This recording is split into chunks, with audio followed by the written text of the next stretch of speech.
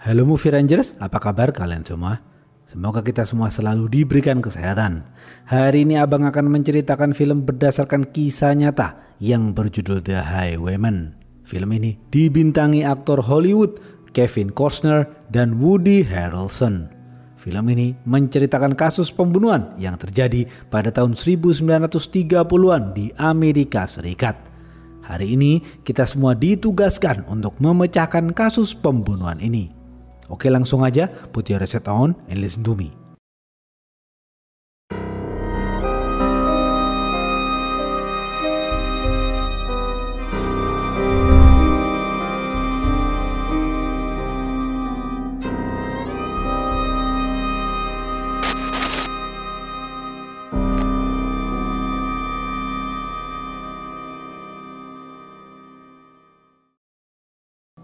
Pemeran-pemeran film ini antara lain Frank dan Manny adalah mantan pembunuh bayaran, Lee adalah kepala sipir penjara, Ted adalah polisi muda.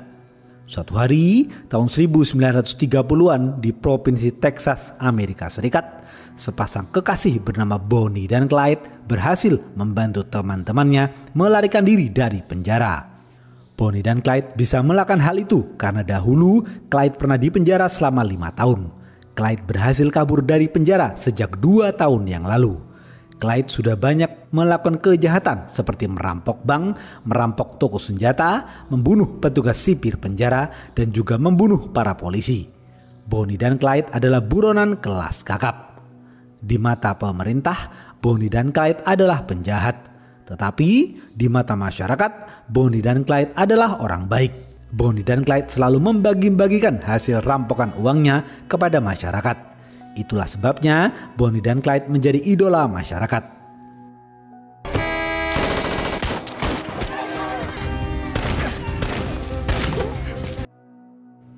Media terus menyudutkan pemerintah karena belum berhasil menangkap Bonnie dan Clyde. Gubernur Texas mengadakan rapat tertutup dengan para penegak hukum seperti FBI, detektif, dan kepolisian untuk membahas kasus ini. Gubernur marah kepada mereka karena selalu gagal menangkap Bonnie dan Clyde yang sudah buron di Amerika Serikat selama 2 tahun.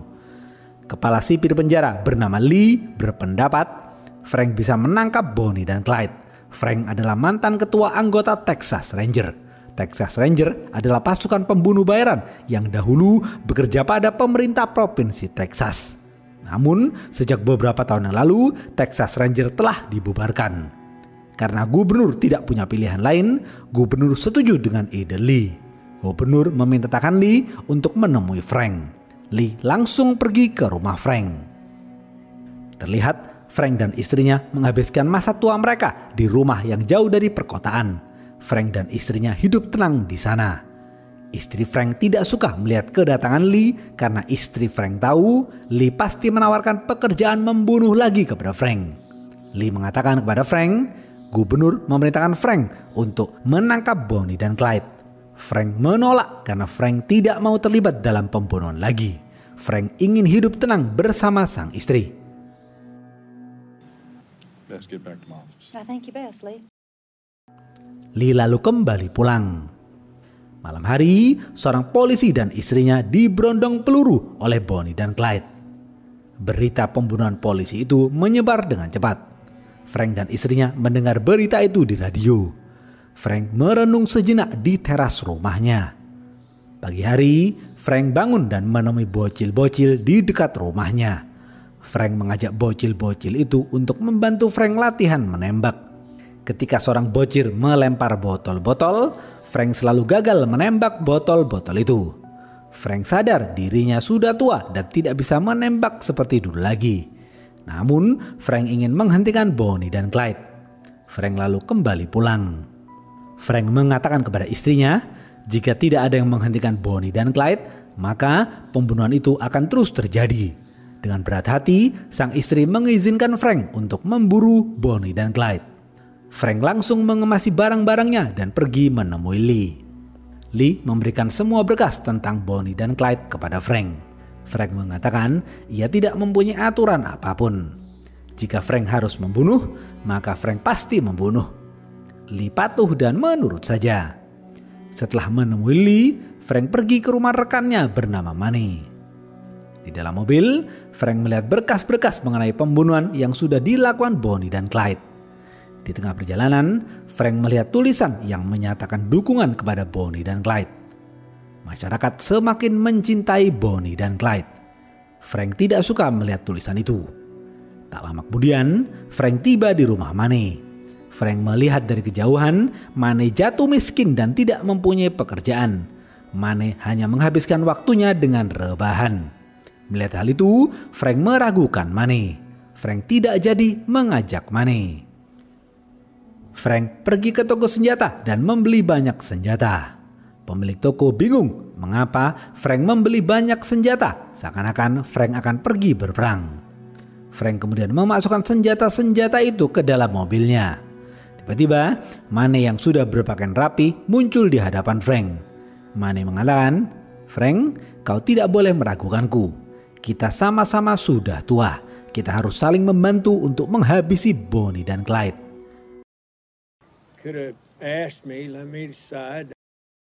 Money sudah tahu beberapa menit yang lalu Frank menghampiri rumahnya. Money juga sudah tahu Frank diperintahkan untuk menghabisi Bonnie dan Clyde. Karena tidak punya pilihan, Frank mengajak Money berburu. Perburuan dimulai. Di dalam mobil, Money membaca berkas-berkas Bonnie dan Clyde. Money melihat foto-foto para korban yang sudah dibunuh Bonnie dan Clyde. Money menganggap Bonnie dan Clyde adalah pembunuh yang kejam karena mereka menembak wanita. Ketika dahulu Money menjadi anggota Texas Ranger, Money tidak pernah membunuh wanita. Frank dan Money melihat pola perjalanan Bonnie dan Clyde selama ini. Frank dan Money memulai penelusuran dengan mendatangi rumah Clyde. Frank dan Money pergi ke rumah Clyde di kota Dallas. Frank dan Money memantau situasi dari kejauhan. Tiba-tiba, seorang remaja mengambil botol yang berisi kertas di rumah Clyde. Frank yakin botol itu adalah pesan untuk Clyde. Frank dan Money langsung mengejar remaja itu. Namun, karena sudah tua, Frank dan Money gagal mengejar remaja itu. Detektif Bahlul datang dan mengejek Frank dan Money yang sudah tua. Ia mengatakan sebaiknya Frank dan Money pulang dan beristirahat saja. Frank dan Money cuek saja dan kembali ke dalam mobil. Karena sudah tua, Frank dan Money meminta bantuan seorang polisi lokal yang masih muda bernama Ted. Kebetulan Ted adalah teman masa kecil Bonnie dan Clyde. Frank, Money, dan Ted lalu membicarakan Bonnie dan Clyde. Ted mengatakan Bonnie bertubuh kecil dan mengalami cacat fisik di kakinya yang membuatnya berjalan pincang. Frank dan Money baru tahu tentang hal itu. Frank memberitahu Ted dalam waktu dekat Bonnie dan Clyde akan pulang ke rumah. Frank memerintahkan Ted untuk bersiap. Frank dan Money lalu melanjutkan penelusuran. Frank dan Money pergi ke lokasi di mana Bonnie dan Clyde pernah berkemah. Frank dan Money melihat sekeliling lokasi itu. Karena sepi dan tidak ada orang, Frank dan Money memanfaatkan hal itu untuk berlatih menembak. Kali ini Frank menembak tepat sasaran. Malam hari, ayah Clyde memberi kode kepada Bonnie dan Clyde. Subuh hari, Bonnie dan Clyde beraksi kembali. Bonnie dan Clyde menembak dua orang polisi hingga tewas.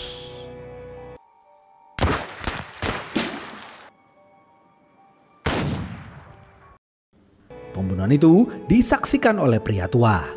Di saat yang bersamaan, Ted memberitahu FBI bahwa Bonnie dan Clyde akan pulang ke rumah.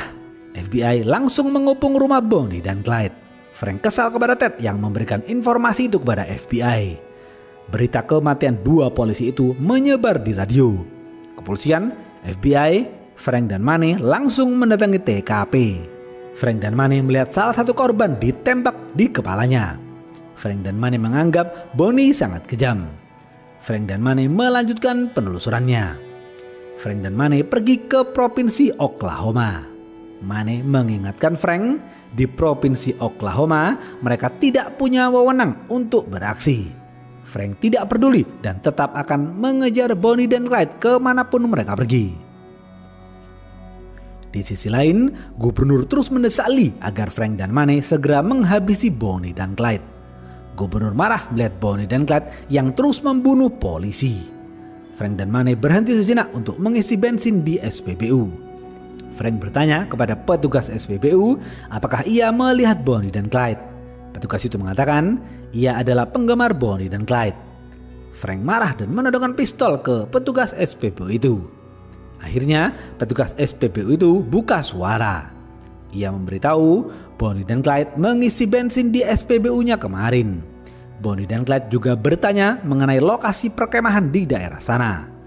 Frank dan Mane lalu pergi ke lokasi perkemahan di daerah sana. Setibanya di lokasi perkemahan, Mane bertanya kepada salah satu bocil.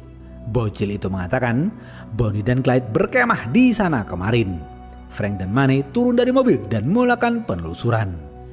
Namun Bonnie dan Clyde sudah pergi dari sana.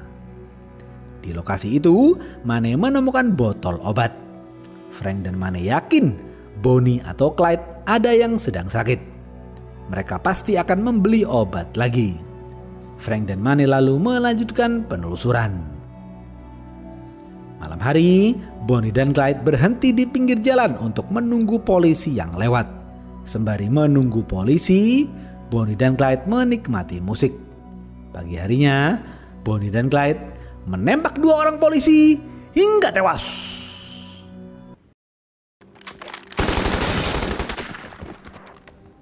Hi, sweetie. Frank dan Mane mendengar berita pembunuhan itu di radio. Frank dan Mane yang tidak jauh dari lokasi langsung mengejar Bonnie dan Clyde. Di tengah jalan, Frank dan Mane diberhentikan polisi setempat. Polisi setempat mengusir Frank dan Mane karena Frank dan Mane tidak punya wewenang di provinsi Oklahoma. Frank dan Mane tidak peduli dan tetap menerobos jalan. Frank dan Mane pergi ke provinsi Kansas. Sembari melihat situasi, Frank dan Mane makan di kafe. Mereka berdua terus berpikir, di kota mana lagi Bonnie dan Clyde akan beraksi kembali. Mane mempunyai ide untuk membebaskan 1 orang teman Clyde dari penjara. Mane yakin Clyde akan menemui temannya itu. Frank merasa ide Mane bagus. Setelah makan, Mane buang air kecil di seberang jalan. Ketika buang air kecil, Mane melihat mobil Bonnie dan Clyde. Mane langsung mengeluarkan pistol dan bersiap untuk menembak. Namun, warga sekitar berdatangan untuk bersalaman dengan Bonnie dan Clyde. Bonnie dan Clyde disoraki bak pahlawan. Frank dan Mane langsung mengejar Bonnie dan Clyde. Namun, Bonnie dan Clyde mengecoh Frank dan Mane dan berhasil kabur meloloskan diri. Frank dan Mane mulai putus asa dan kembali ke provinsi Texas. Di tengah perjalanan, tepatnya di provinsi Oklahoma, Frank berhenti di wartel dan menelpon intelijen. Intelijen mengatakan, beberapa menit yang lalu, Clyde sarapan pagi di sebuah kafe di kota Amarillo. Frank dan Mane kesal dan pergi ke rumah Clyde. Beberapa jam kemudian, Frank dan Mane tiba di rumah Clyde. Terlihat ibunda Clyde memegang kelinci yang diduga dari Clyde. Mane kesal karena dibodohi Bonnie dan Clyde. Frank semakin emosi. Frank turun dari mobil dan menemui ayah Clyde. Ayah Clyde tahu Frank adalah pembunuh bayaran yang dikenal ganas. Frank ditugaskan untuk menghabisi Bonnie dan Clyde. Ayah Clyde mengatakan, "Pak Frank, sejak kecil putraku adalah orang baik. Putraku tidak pernah melakukan kejahatan. Tapi ketika remaja, putraku mencuri 1 ekor ayam. Gara-gara mencuri 1 ekor ayam, putraku dihukum berat dan diperlakukan tidak semestinya oleh polisi. Sejak itulah putraku dendam kepada polisi." Ayah Clyde mengatakan ia ikhlas jika Frank harus membunuh Clyde. Ayah Clyde menangis terseduh-seduh. Frank lalu menelpon Lee dan memerintahkan Lee untuk membebaskan teman Clyde bernama Wade. Lee patuh dan menurut saja. Wade langsung dibebaskan. Malam hari, Frank dan Mane menemui Wade di sebuah bar. Frank berdiri di sebelah Wade dan memaksa Wade untuk memberi informasi mengenai Bonnie dan Clyde, sedangkan Mane pergi ke WC untuk buang air kecil. 3 orang warga setempat yang merupakan penggemar Bonnie dan Clyde mengancam Mane jika Mane macam-macam dengan Wade. Mane kesal dan menghajar 3 orang itu. But I'm a Texas Ranger, you little shit. Wade memberitahu Frank, besok pagi Clyde akan memanggil perias untuk merapikan rambut Bonnie. Frank dan Mane lalu tidur di dalam mobil. Besok pagi, Frank melihat situasi di depan rumah Clyde. Lagi-lagi, remaja itu mengambil botol yang berisi kertas. Frank langsung mengejar remaja itu. Kali ini, Mane sudah lebih dulu di depan dan berhasil menjegal remaja itu. Remaja itu kabur melarikan diri. Mane mengambil botol dan membaca kertas itu. Di kertas itu tertulis himbauan agar Bonnie dan Clyde menjauh. Frank yakin Wade yang mengirim kertas itu. Frank kesal kepada Wade yang menyuruh Bonnie dan Clyde menjauh. Malam hari, Frank dan Mane menyelinap masuk ke rumah Wade. Frank bersiap untuk membunuh Wade. Tapi ternyata Wade sudah dibunuh. Mayat Wade tergeletak di lantai. Mane menyayangkan kematian Wade. Bonnie dan Clyde sengaja membunuh Wade agar seakan-akan Frank dan Mane lah yang membunuh Wade. Gubernur memarahi Lee karena membuat Wade terbunuh. Lee menelpon Frank dan memberitahu hal itu. Frank dan Mane lalu memikirkan langkah selanjutnya. Frank menduga Bonnie dan Clyde menghampiri rumah salah satu teman mereka bernama Henry di provinsi Louisiana. Frank dan Mane langsung pergi ke rumah Henry di provinsi Louisiana. Beberapa jam kemudian, Frank dan Mane tiba di provinsi Louisiana. Frank dan Mane mencari rumah Henry. Setibanya di rumah Henry, Frank dan Mane langsung melakukan penyergapan. Namun, Henry, ayah Henry, Bonnie dan Clyde tidak berada di sana. Frank dan Mane menemukan banyak sekali baju Bonnie dan Clyde di lemari rumah Henry. Frank dan Mane yakin Bonnie dan Clyde sering menginap di rumah Henry. Frank dan Mane menemui sheriff setempat untuk meminta bantuan. Sheriff memberitahu Frank bahwa rumah Henry itu adalah pemberian Bonnie dan Clyde. Frank, Mane dan sheriff lalu menemui ayah Henry bernama Matt Finn. Tanpa basa-basi, Frank langsung mengacam Matt Finn. Frank mengatakan sebentar lagi ia akan membunuh Bonnie dan Clyde. Jika Matt Finn tidak ingin Henry ikut terbunuh, Matt Finn harus bekerja sama untuk menangkap Bonnie dan Clyde. Matt Finn takut kepada Frank karena Frank sudah membunuh banyak orang. Demi nyawa sang anak, Matt Finn patuh dan menurut saja. Matt Finn terpaksa mengkhianati Bonnie dan Clyde. Matt Finn memberitahu Frank, Bonnie dan Clyde akan datang dan menginap di rumahnya. Frank dan Mane akan mempersiapkan diri.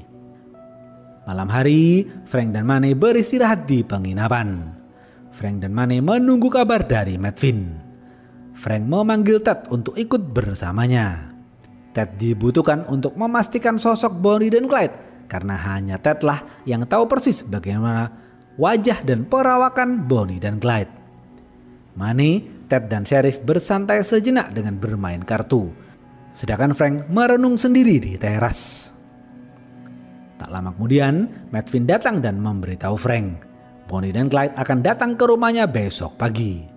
Matt Finn meminta Frank berjanji untuk tidak membunuh dirinya dan Henry. Frank berjanji kepada Matt Finn. Matt Finn lalu mengantar Frank, Mane, Ted dan Sheriff pergi ke jalan yang akan dilewati Bonnie dan Clyde. Setelah mengantar, Matt Finn izin pulang, namun Frank melarang. Frank memaksa Matt Finn untuk bermalam bersama Frank di jalan itu. Frank tidak mau lagi dibohongi oleh orang-orang terdekat Bonnie dan Clyde. Frank menyuruh Matt Finn untuk melepas ban mobilnya agar seakan-akan mobil ban Matt Finn bocor. Dengan begitu, Bonnie dan Clyde akan berhenti dan membantu Matt Finn. Matt Finn patuh dan menurut saja. Mereka semua lalu bermalam di dekat jalan itu. Pagi hari, Frank dan semuanya menyiapkan senjata mereka masing-masing. Ted merenung seorang diri. Ted tidak tega jika harus menembak temannya sendiri. Namun, Ted harus melakukan hal itu. Frank memerintahkan mereka semua untuk bersembunyi di semak-semak.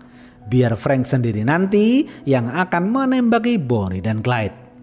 Hal itu Frank lakukan untuk melindungi mereka semua. Frank mengucapkan terima kasih kepada Mane karena sudah menemaninya. Frank berbicara seakan-akan ia akan mati. Money tidak akan menuruti perintah Frank. Setelah berjam-jam menunggu, Bonnie dan Clyde akhirnya muncul juga. Ted diperintahkan untuk memastikan apakah itu Bonnie dan Clyde. Ted melihat dengan teropong. Ted mengkonfirmasi bahwa yang datang itu adalah Bonnie dan Clyde.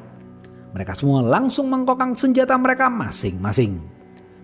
Frank memerintahkan Matvin untuk berdiri di tengah jalan dan berpura-pura membetulkan ban mobilnya. Ketika Bonnie dan Clyde melihat Matvin, Bonnie dan Clyde berhenti dan menawarkan bantuan. Frank langsung menyergap. Money, Ted dan Sheriff tidak patuh kepada perintah Frank. Mereka semua langsung memberondong Bonnie dan Clyde hingga tewas.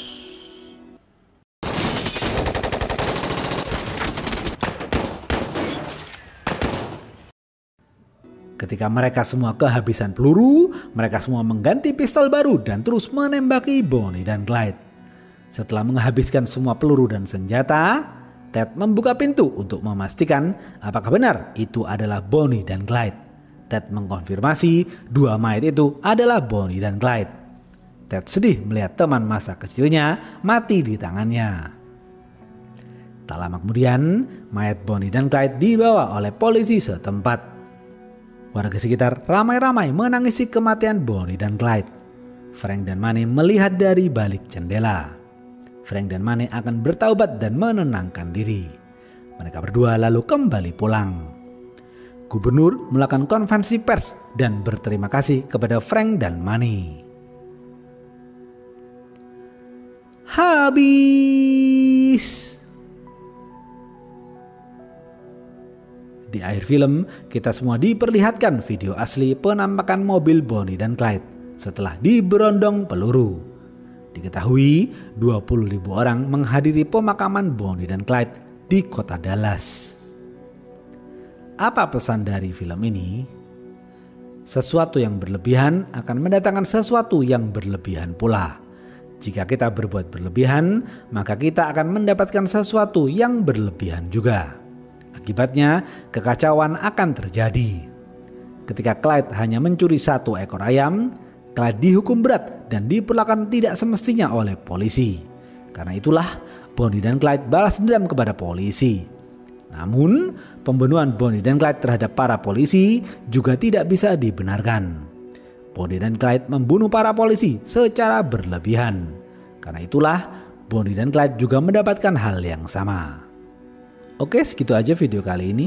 Stay watching and see you.